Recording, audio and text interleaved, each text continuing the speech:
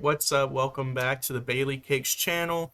Today we're going over another modern deck. We're going over Prowess, talking about the threats in Prowess, talking about the strategy, the mechanics that the deck uses, and talking about some of the matchups. The reason I want to go over Prowess is because it's a really fun deck, and it's a really good deck for players who are new to Modern because the barrier of entry is not as high as other decks. This deck is relatively easy to learn. And not only is it easy to learn, but it's more budget than other decks, especially if you play without the fetch lands and you play a more budget mana base. Now, the fetch lands are important if you want to upgrade the deck, but if you want to get into Modern for, under $100, Prowess is a great deck to try that out with. And also, this deck is very fast, very explosive, and it's a very fun deck to play. Um, yeah, I really like this deck a lot, and we'll get into some of the mechanics that this deck uses and talk about the deck's threats and the cards that this deck has. All right, so the first mechanic we're going to talk about in a Prowess deck is obviously Prowess. Prowess says whenever you cast a non-creature spell, the creature gets +1/+1 until end of turn. So the deck is built around creatures that get temporarily larger when you cast non-creature spells.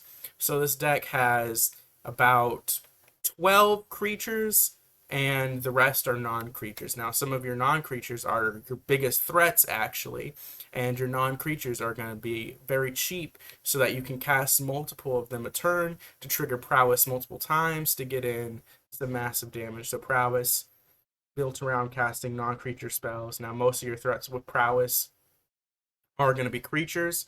So you have to find a balance between having creatures with prowess and having non-creature spells. But this deck has 12 creatures and then the rest non-creatures.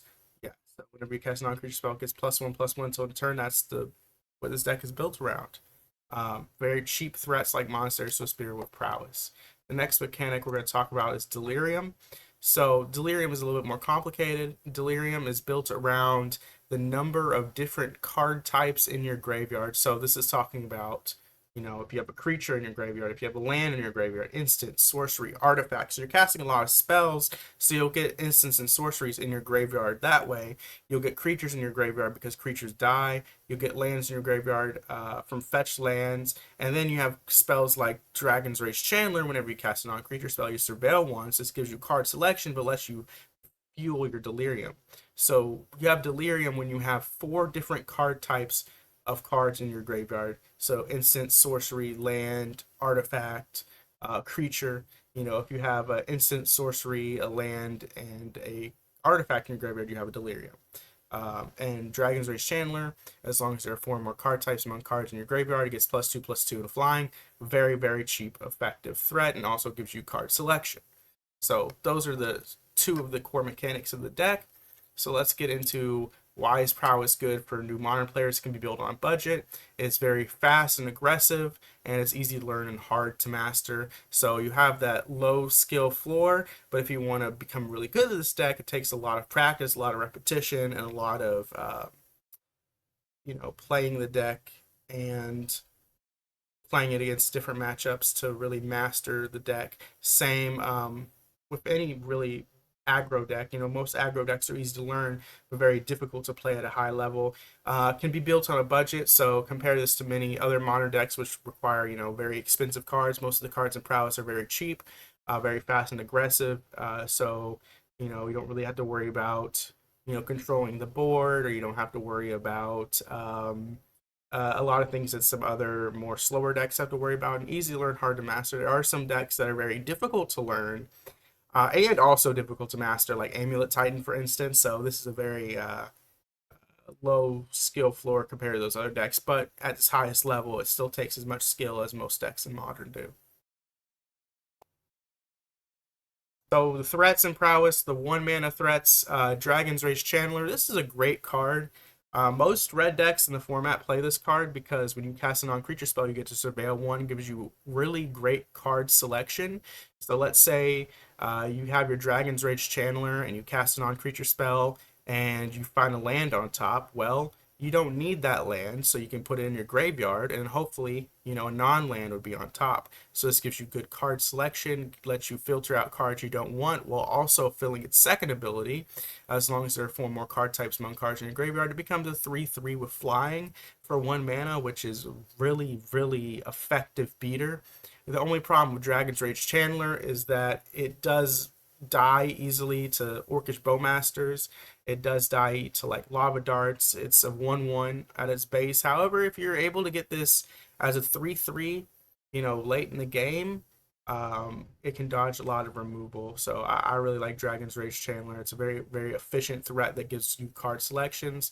Monastery Swift Spear being a 1/2 is important because it dodges Orcish Bowmaster pings.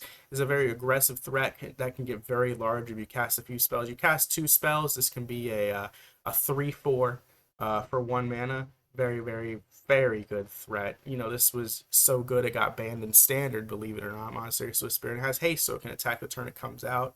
And you can play, you know, a lot of free spells. So you can play this on turn 1, play a free spell, attack for 2, or play a buff spell like Mutagenic Growth on it, you know, attack for more. So this is really your core of your deck is these 2 1 mana things that are very, very cheap, very, very efficient.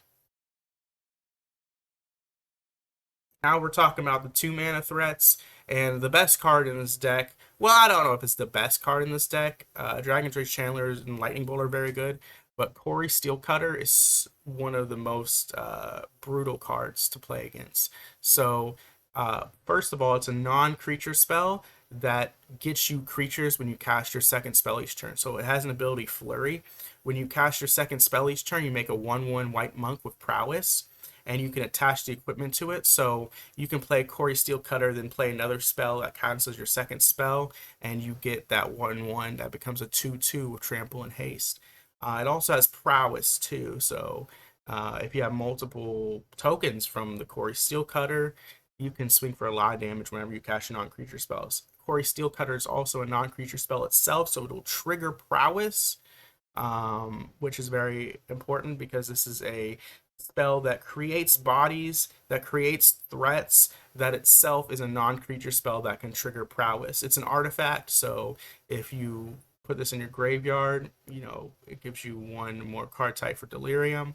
It also is really good in multiples. If you have multiples of these and you cast like, you know, your second spell every turn, you can make, you know, multiple bodies a turn, and that goes insane. Corey Steelcutter was so good that it was banned in Standard because of its ability to make multiple bodies that are really, really good. Slick Shot Show Off is a very efficient beater. It's a 2 mana 1/2 with flying and haste. When you cast a non-creature spell, it gets +2/+0 until end of turn. This gets really huge when you cast a lot of spells, especially free spells. It can get really out of hand. It can attack for lethal as early as turn 2 or turn 3. Very, very, very potentially big threat. Corey Steelcutter gives you more threats over time, while Slick Shot Show Off can be sort of a glass cannon. But Slick Shot Show Up is still a very, very effective threat for a deck that wants to cast lots of non-creature spells. So we have some other options. Some decks used to play Soulscar Mage, which is a 1 mana 1/2 prowess. It's the exact same as Monastery Swift Spear, except it doesn't have haste and it has a ability. If a source you control would deal non-combat damage to a creature an opponent controls, you put negative counters on that creature instead, which has some relevance, you know, with some of the burn spells in this deck. However, this fell out of favor as DRC is a better threat and card selection engine. However, in Pioneer, where you don't get access to DRC, they play Soulscar Mage. So the free spells, these are so good because they trigger prowess without any mana investment. Mutagenic Growth, you can pay 2 life rather than pay green. Target creature gets +2/+2 until end of turn. So this not only pushes in more damage, but it also is a free prowess trigger, a free flurry trigger, adds a card for Delirium. It's very good. You know, you play a Corey Steelcutter and then you get Mutagenic Growth and get a 1/1. You can use this on Monster Swift Spear on turn 1. You can use this to save a creature from a lightning bolt. There's a lot of things you can do with this. You know, not only buffing your creature offensively, but also buffing your creature defensively as well. It's a free prowess trigger, which is always good. Yeah, I love this card. And then Mishra's Bauble. It's probably I know I said that Corey Steelcutter might be the best card in this deck. DRC might be the best card in this deck. Mishra's Bauble might actually be the best card in this deck. So it's 0 mana. You sacrifice it. Look at the top card, target player's library. Draw a card at the beginning of the next turn's upkeep. So this is a free prowess trigger that replaces itself. So you play this, you trigger prowess, you trigger your DRCs, you trigger your slick shot show offs. You can trigger flurry with this on Corey Steelcutter, and it replaces itself. Yeah, drawing you a card. So this gives you card velocity, but also gives you a free prowess trigger, which is very important. Being an artifact also matters for Delirium, for DRC. Getting this in the graveyard gets you one step closer to the four things you need in your graveyard, and it's an artifact, which your deck doesn't have much artifacts other than this and Corey Steelcutter. So yeah, free prowess triggers, always good. Gives you a way to push more damage in, gives you a way to draw cards, trigger your surveils. Great, great, great stuff. Burn spells. So we have those free ways to trigger prowess. You have lightning bolt. It's very versatile as it's a removal. You can remove some creatures that get in your way. You can remove a creature. You attack with your prowess trigger. This triggers, or attack with your prowess creature. This triggers prowess. This can also just go to the face to deal 3 damage. Very, very good card. Lava Dart deals 1 damage to any target, which can actually remove some things like Orcish Bowmasters. Can remove some small creatures. And it also pushes a little bit of damage through, and it is a prowess trigger. But one cool thing about Lava Dart is it has flashback to sacrifice a mountain. You may cast this card from your graveyard for its flashback cost and exile it. So you can sacrifice a mountain to flash it back for additional damage and a prowess trigger. Which, if you have multiple creatures of prowess, getting that additional prowess trigger to get in multiple damage is really good. You can surveil this into your graveyard with a DRC and then flash it back. You can do lots of things with Lava Dart. It's a very cool card, and it really only sees play in this deck because of its flashback ability. And that 1 damage can sometimes, kill a blocker. That 1 damage can be enough damage to make it so that your guy kills your opponent's guy in combat. It's really, really effective. Sometimes, Lava Dart can kill Ocelot Pride, Orcish Bowmasters. That 1 damage isn't irrelevant. And if you're gonna attack your opponent, they might have 2 or 3 life. Putting that extra damage in play is really important, especially since a lot of times Lava Dart is 2 damage and 2 prowess triggers if it's in your hand. So I love Lava Dart, and Lightning Bolt obviously is a really classic, great card. We also have some other burn spells. Unholy Heat is the deals 2 damage to target creature or planeswalker. But if you have Delirium, which we talked about, it deals 6 damage instead. So this sees play sometimes in the main board, a lot of times in the sideboard of your prowess decks. It lacks the versatility of Lightning Bolt because it can't target face, but can kill larger creatures that Bolt cannot. With Delirium, this can kill most threats in the format, such as Primeval Titan, Abhorrent Oculus, the opposing prowess threats, Quantum Riddler, Flage. This can be a really, really great card if you're able to get Delirium and kill your opponent's big threat. Your opponent puts a lot of effort into putting an Abhorrent Oculus in play, or opponent puts a lot of effort into playing Primeval Titan in play. Being able to kill it for 1 mana, very, very good. This triggers prowess, of course, and also is really, really good removal if you have Delirium. Now, if you don't have Delirium, this card is worse than Lightning Bolt, but the fact that it has that upside is really powerful. And this is why it sees play in the sideboard and sometimes in the main board. Violent Urge is a card that sees play in the decks. It gives a creature +1/+0 and first strike until end of turn. So it's a prowess trigger and a buff. It can be used defensively with the first strike. However, what you really play this for is Delirium. If there are 4 more card types among cards in your graveyard, that creature gains double strike until end of turn. It can lead to some flashy 1-turn kills with Delirium on a threat like a Slick Shot Show Off. It can push in a lot of damage if you use this on a Monastery Swiss Spear, or a DRC. Being able to attack for 8 with a DRC is really good. Being able to trigger prowess on multiple threats and give one of your threats double strike is really good. So Violent Urge sees play 2 or 3 of because of its ability to give your guys double strike for 1 red mana. Yeah, it's a really good card, and it can push in a lot of damage. draw spells. So we have ways to draw cards other than Mishra's Bauble to find our threats we need, to find burn spells, to find interaction if we need it. Preordained scries 2 and draws a card. It's a prowess trigger. It lets you find threats, spells, or interactions. Scrying 2 and drawing a card. It lets you see up to 3 cards. This can also trigger Surveil. Really good with DRC.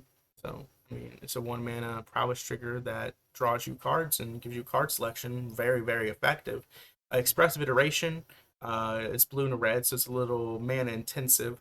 You look at the top 3 cards of your library, put one of them into your hand, put one of them on the bottom of your library, and exile one of them. You may play the exile card this turn because most of the threats in our deck and most of the cards in our deck are, free or 1 or 2 mana. Expressive Iteration in most situations is 2 mana draw 2, which is good enough in Modern to see play. And it's a prowess trigger. And I mean, you look at the top 3 and you basically pick 2 of the best 3. You get to play 1 that turn. You get to draw 1. Decent card. I think Preordained is a lot better. Expressive Iteration still is a really strong card and has seen play in this deck for a long time. Murktide Regent. So, this is a sideboard card, and it's sometimes a main board card that I want to talk about in Prowess. I really like Murktide Regent in this deck because you play a lot of spells, creatures die, you fill your graveyard up, and you can play this Delve cost. So Murktide Regent is 5 blue and a blue for 3/3, which seems bad, but it has Delve. Each card you exile from your graveyard while casting a spell pays for 1 colorless mana, so you can exile cards from your graveyard to cast this as a 2 mana 3/3. However, it enters the battlefield with a 1/1 counter on it for each instant sorcery card exiled with it, so it can enter as like a 2 mana 6/6 or a 2 mana 5/5, which is really strong. Cards you already use can be converted to pay for Murktide's Delve cost. So you use Lightning Bolt, Lava Dart early in the game. You put things into your graveyard, Dragon Drage Channeler, creatures you have die. You can turn those into fuel for your Murktide Regent. It's a big, threatening, evasive threat. And yeah, I mean, this is a very, very powerful threat in the late game to put onto play. Your opponent's going to be able to answer your smaller creatures. Use that as fuel for a Murktide Regent. Your opponent's going to have a lot more difficult of a time answering your Murktide Regent. It comes in for games against decks with many removal spells or decks that clog up the board. There's a lot of decks that really can't answer a Murktide Regent, and Murktide Regent out of the sideboard can be a big play against a lot of decks because you're putting a lot of energy into these small creatures that can easily be killed, and your opponent kills them, and you're like, shit, well, here's a Murktide Regent, here's my plan B. And as a plan B, it's pretty good. And I've seen some decks play this in the main board because it's just that good of a threat. And I really, really like Murktide Regent because of its ability to see play in multiple decks. This can see play in a control deck. This can see play in an aggro deck like Prowess. Can see play in a mid-range deck. Murktide Regent, very, very versatile card and very, very strong too. Spell Pierce is 1 blue mana to counter a non-creature spell. So this can counter, a removal spell on your threat. This can counter a planeswalker like Renin 6. This can counter Kozilek's Command, which can kill your guys. This can counter, a Goryo's Vengeance. It can counter a Goblin Charbelcher. It counters a lot of things because a lot of opponents are going to be playing faster because you're a faster deck. So being able to counter a spell for 1 blue mana, unless they pay 2, can really trip up opponents because now they're forced to either wait a few turns or just get their spell countered. Anyway, it's a lose-lose situation for them. Spell Pierce, really great card in an aggressive or tempo deck because you only hold up 1 blue mana. You can save your threats from being removed, or you can counter an opponent's combo piece, or just having the threat of Spell Pierce can force your opponent to play more slowly, allowing you to get in more damage. Consign to Memory counters target triggered ability or colorless spell. You could replicate this. Very good against Eldrazi decks. Very good against any sort of triggered ability. Very good. You can use this to counter a Primeval Titan's ability. You can use this to counter counter a triggered ability. So you can use this to counter lots of different things in the format. Very good against colorless decks, especially. You use this to counter a Seer or Kozilek's Command, Goblin Charbelcher.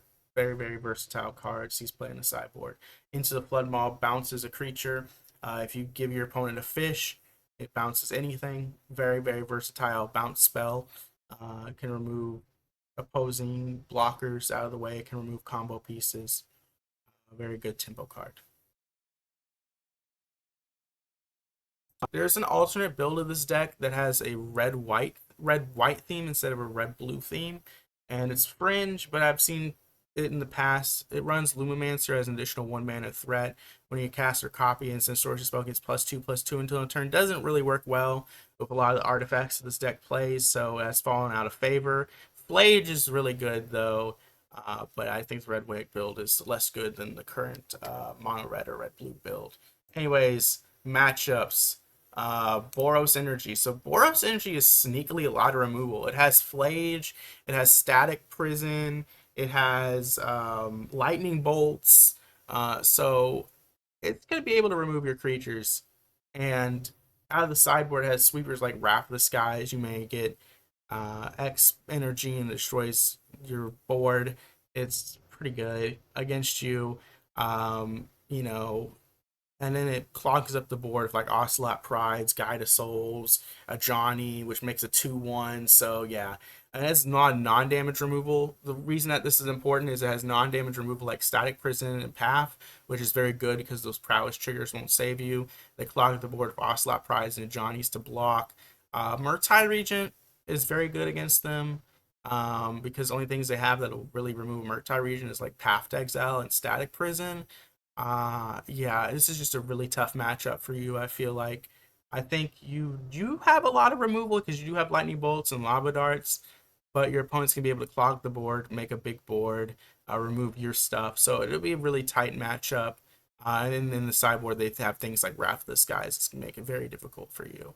But you do have Murktide Regent, which can fly over their things. And late in the game, you play a Murktide Regent, and they might not have the exact removal they need to deal with it, and it can put you over the finish line. So yeah, Boros Energy, very tough matchup. One of the best decks in Modern for a reason. Belcher combo. So you put a lot of pressure on Belcher's life total and can quickly kill them before they play the Goblin Char Belcher. And then you have a lot of stuff in the sideboard like Spell Pierce and Consign to Memory that are very good answers to the combo. They do play removal and they do play interaction, but you have a lot of pressure on them. And then you have sideboard counter spells to be able to counter their combo and counter their interaction. So yeah, I like this matchup. Versus Eldrazi, Kozilek's command is very good against you because it can exile your permanent based on its converted mana cost rather than its power and toughness. So it gets around the prowess triggers. All his dust can wipe your board. Kozilek's return can sweep your board. But you are much faster than them in most games. It can outrace them, especially against like Eldrazi Tron. Prowess historically is a great matchup against Tron because of just the ability to put a lot of damage on them very quickly. And then in the sideboard, you have Spell Pierce and Consign to Memory, which are just insane cards against a colorless deck that plays a lot of mana for its things. Goryo's Vengeance. So Goryo's Vengeance is an interesting. I feel like this matchup is really interesting because one of their threats is Grizzlebrand, and you put a lot of pressure on their life total, which makes Grizzlebrand worse. However, they also have a lot of removal, and they have ways to gain life with like faithless mending, faithful mending. They also play Wrath of the Skies and Pest Control in the sideboard against you. Prismatic Ending is really good against you in the main board. However, you put a lot of pressure on their life total, which makes Grizzlebrand and their threats worse. However, if they're able to get like an Atraxo or a Grizzlebrand out very early, they can just easily win the game. However, a well-timed counterspell or exile of their graveyard of like a Relic of Progenitus or a Surgical Extraction can win you the game. So yeah, very interesting matchup because it's two fast decks doing what they want to do. They have interaction for you and you have interaction for them. And if they get their thing off, well, it's gonna suck for you. But you also put a lot of pressure on them that they can't really wait too long. And sometimes they just aren't able to get their combo fast enough. Amulet Titan. So Amulet Titan, I used to play Amulet Titan a lot. And one of the worst matchups for Amulet Titan, other than just like Blood Moon, are Prowess, because Prowess puts a lot of pressure on your life total, and it plays Unholy Heat, and Consigned to Memory. So if I'm trying to play my Primeval Titan, and I play Primeval Titan, and then you Unholy Heat it, and then you can attack me with for lethal, I basically did nothing that game. Titan can kill on turn 2 and does turn 3 consistently, but you put pressure on them to where they need a good hand to beat you. They do have answers. They used to play Engineer Explosives. They play Pyroclasm, Dismember. And then you have answers to them on Holy Heat. Great card against Primeval Titan. And then you also have things like Consigned to Memory as well to counter the triggered ability. So yeah, Amulet Titan, when I used to play it, I would always be like, please don't be Prowess, because Prowess, they can put a lot of pressure on you, build a big board, kill you very quickly. And against a Prowess deck, when I was playing Amulet Titan, I needed a great hand or a very good hand to win. So yeah, and especially one good thing about this deck against Amulet Titan is Amulet Titan puts a lot of damage on you, but if it doesn't kill you as a aggro deck, you can kill them. So like, let's say they put Primeval Titan in play and attack you for 12. Okay, well you'll go to 8, and then you'll kill them with lightning bolts and slick shot show-offs. You know what I mean? So it's very difficult for Amulet Titan to win this matchup, at least when I was playing it. So yeah. Anyways, we just went over the decks, some of the matchups, and some of the sideboard options. I hope you liked this video, and we'll see you next time. Anyways, thank you very much for watching. Bye-bye. Oh, we forgot one deck. Affinity. I feel like Affinity is like really difficult, because Affinity creates a lot of threats with Pinnacle Emissary and Urza Saga, which clog up the board and threaten your life total, so they can be faster than you, put a lot of damage in play. They play Shadow Spear, which can gain them life. You do play a lot of removal, but they play Metallic Rebuke, and some of their creatures are big enough to dodge your removal unless you have like Unholy Heat. So Affinity is going to be very difficult for you.